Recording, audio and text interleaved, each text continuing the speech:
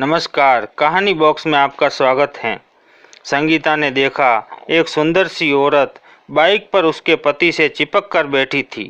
पति के साथ पराई औरत को देखकर संगीता के हाथ पांव फूल गए। वह सब्जी खरीदनी भूल गई थी।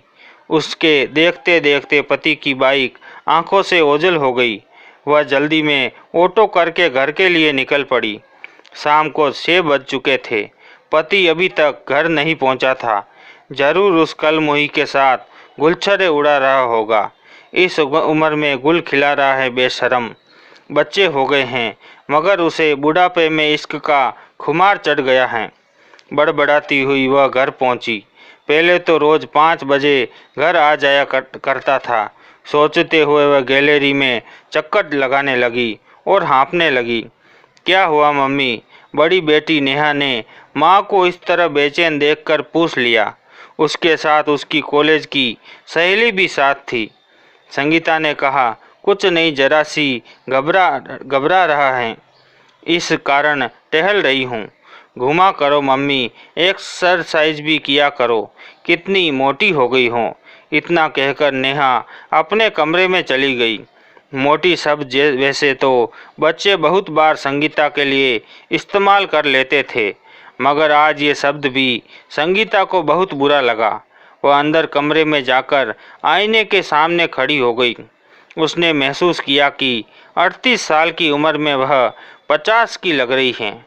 वह कमरे और पेट को, चर्बी को दबा दबा कर देखने लगी। फूलते हुए गालों में भागती हुई उम्र को तलाश करने लगी।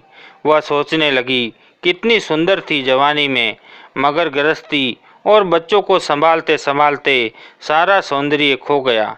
इसलिए विनोद का मन भर गया शायद उससे। तभी तो वह उस सुंदरी को लेकर घूम रहा था। विनोद तो आज भी 45 की उम्र में हैंडसम और जवान दिखता है। फंसा लिया उसने मेरे भोले भाली पति को। हे भगवान, अब क्या करूं?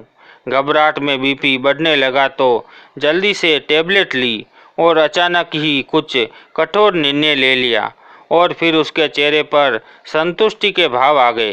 विनोद 8 बजे तक घर पहुंचा। संगीता उसे आभास भी नहीं होने दिया कि वह गुस्से में है। फिर अगले दिन से तो घर के सभी मेंबर आश्चर्य से पागल हो गए थे। संगीता ने एक्सरसाइज शुरू कर दी थी। वह सुबह 4 बजे उठकर कपालभाति, प्राणायाम, सूर्य नमस्कार और भी वह सभी योगासन और एक्सरसाइज जो रात भर नेट पर खोज की थी, सभी को बारी बारी से कर रही थी। घंटे भर की जी तोड़ मेहनत के बाद वह पलंग पर आकर पसर गई। बेकार हुए शरीर को इतना ज़्यादा एक साथ काम में लेने के कारण शाम तक पूरा शरीर सूजकर फूल गया। बहुत तेज बुखार के कारण हॉस्पिटल में एडमिट कराना पड़ा। अब सभी घर वाले उसे डांट रहे थे कि क्या जरूरत थी एक साथ इतना सब करने की। बेचारी संगीता अब कहे भी तो क्या कहे, कैसे कहे कि इस घर में उसकी सौतन आने वाली हैं। उसी से इस घर को बचाने के लिए सिलिम हो रही थी ताकि उसका पति परमेश्वर किसी और की तरफ ना ताके। विनोद भी ऑफिस से छुट्टी लेकर हॉस्पिटल आ गया। उसने उसे जरा भी नहीं डांटा। सब घर वाले चले गए, बस विनोद और संगीता बचे थे। तब विनोद ने पूछा, परेशान दिख रही हो, कल रात से ही क्या बात है? संगीता ने कोई जवाब नहीं दिया, बस मुंह फेर लिया। शरीर अब भी तवे की तरह तप रहा था संगीता का। विनोद ने कोई बहस नहीं की। वह ठंडी पट्टी बार बार उसके माथे पर रखता रहा। यह सिलसिला रात भर चला। विनोद एक पल भी नहीं सोया। संगीता दर्द और बुखार में रात भर तपती रही। डॉक्टर ने कहा कि इसका बीपी कंट्रोल नहीं हो रहा है। अगर यही हालत रही तो फेफड़े और हार्ट अटैक को खतरा है। फिर सुबह वह सुंदर औरत भी उससे मिलने आई। उसे देखकर संगीता ने मुंह फेर लिया। विनोद ने परिचय करवाया, संगीता इधर देखो, ये गरिमा दीदी हैं। इनका कई बार तुम्हारे सामने जिक्र भी कर चुका हूँ। कल ही इनका ट्रांसफ़र मेरे ऑफिस में हुआ है। संगीता तो ये सुनकर शर्म के मारे जैसे धरती में समा गई। उफ, कितनी पागल और मूर्ख हूँ मैं। अपने देवता जैसे पति पर शक किया। उसने नज़र झुकाए हुए ही गरिमा दीदी से नमस्कार किया। फिर चमत्कार हुआ। अगले 10 मिनट में उसका बीपी नॉर्मल हो गया। बुखार उतर गया क्योंकि दवाई तो मिल गई थी, बस दर्द बचा था जो धीरे धीरे ठीक होने वाला था। शाम तक संगीता को छुट्टी मिल गई। वह घर आकर बार बार तुलसी माता के पौधे और देवी देवताओं से माफ़ी मांगती रही। संगीता रात को पति से बोली, माफ़ कर दो जी। विनोद बोला, किस बात की माफ़ी मांग रही हो? तब संगीता ने पति को सब कुछ बता दिया। बोली, मती मारी गई थी जो मैंने आप पर शक किया। विनोद ने प्यार से उसका हाथ पकड़कर कहा, पगली, मैंने कभी तुम्हें मोटापे का ताना मारा क्या? तू तो आज भी मेरी तितली है। वह शर्मा कर बोली, जानती हूँ जी। आजकल रात एक पल भी नहीं सोए, पूरी रात मुझे संभालते रहे। विनोद सीरियस होकर बोला, तुझे कुछ हो जाता तो मैं पागल हो जाता हूँ, क्योंकि इस घर में सारी खुशियाँ तेरे मुस्कुराने से हैं। तू इस घर की लक्ष्मी है, तू इस घर की अन्नपूर्णा है, तू इस घर की जान है। तू खुश है तो हर चेहरे पर मुस्कान है। वह रो पड़ी, इतना प्यार मत किया करो जी, डर लगता है। दोस्तों, बिना आधार के, बिना प्रमाण के शक नहीं करना चाहिए, क्योंकि शक कभी कभी बहुत ज़्यादा नुकसान करवा देता है। इस स्टोरी को लेकर आपकी क्या राय है? नीचे कमेंट करके हमें ज़रूर बताइएगा। धन्यवाद। नमस्कार, कहानी बॉक्स में आपका स्वागत है। अखिलेश बोला, कैसी हो सुनीता? मोबाइल में टाइम देखती हुई बोली, अच्छी हूँ। आप कैसे हो अखिलेश? उसका चेहरा देखते हुए बोला, ठीक हूँ। तुम तो पहले से भी ज़्यादा सुंदर हो गई हो। वह शर्माते हुए बोली, तुम्हारी नज़रों का भ्रम है, वरना मैं तो पहले जैसी ही हूँ। वह एक बेंच की तरफ इशारा करते हुए बोली, अगर आपकी ट्रेन आने में वक्त है तो चलो कुछ देर उधर बैठते हैं। मेरी ट्रेन आने में तो 1 घंटा बाकी है। अखिलेश बोला, मैं कहीं नहीं जा रहा, इसी शहर में रहता हूँ। आज मन थोड़ा उदास था, इसीलिए इधर स्टेशन पर टहलने आ गया। वह आंख बंद करके कुछ बुदबुदाती रही, फिर बोली, दोबारा शादी की? अखिलेश उसके चेहरे पर घूम रही बालों की लट को निहारते हुए बोला, नहीं, अब शादी करने का मन नहीं करता। वह बोली, क्यों? वह बोला, बस यूं ही अकेले जीने की आदत पड़ गई है। तुमने शादी की? सुनीता ने कहा। मैं गर्दन हिलाई। बोली, कुछ नहीं। अखिलेश खड़ा हो गया, बोला, चलता हूँ। उसने अखिलेश का हाथ पकड़कर कहा, कुछ देर बैठ जाओ।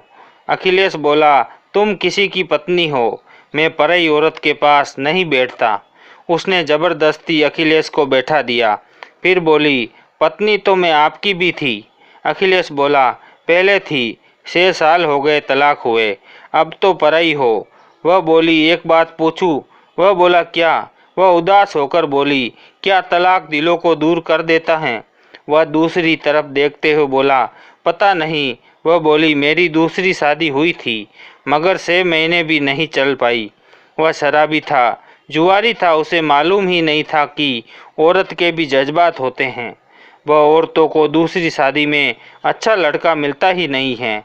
ऐसा लड़का मिलता है जिससे कोई लड़की शादी ही नहीं करना चाहती।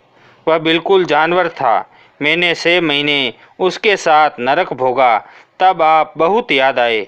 वह गीली आंखों में से बाहर निकलने की कोशिश कर रहे आंसू को पीते हुए बोली, आपके साथ गुजारा 1 साल मेरी ज़िंदगी का बेहतरीन साल था। अखिलेश बोला, मगर उस समय तो मेरा घर तुम्हें कंगाल खाना लगता था। तुम ही कहती थी कि घर प्यार से नहीं, पैसों से चलता है। सुनीता बोली, मेरी दीदी और जीजाजी ने मेरा दिमाग खराब कर दिया था।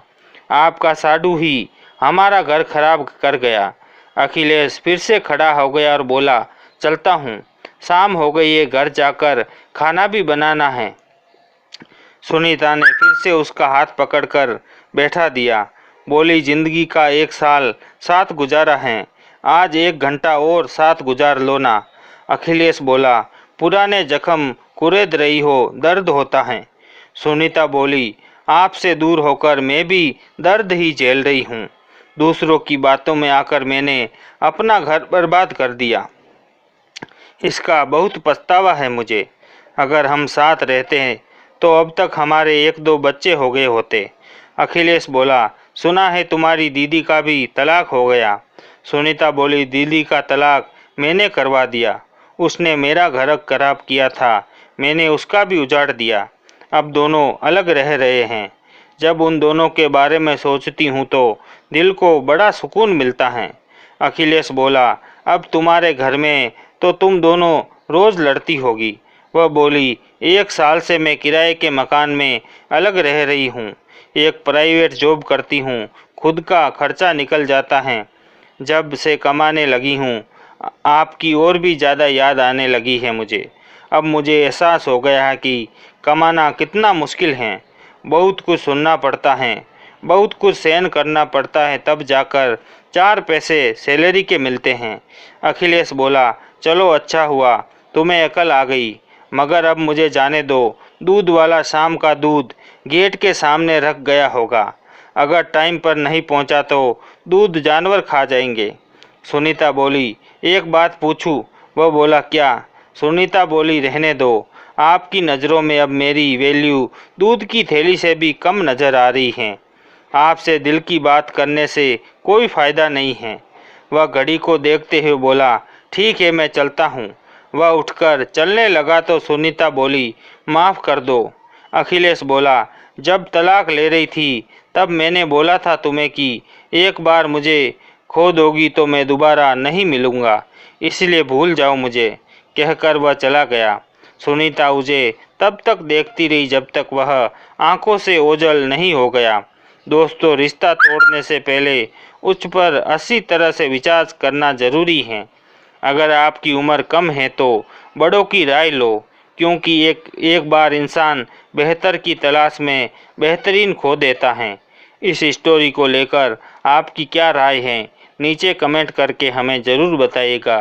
धन्यवाद।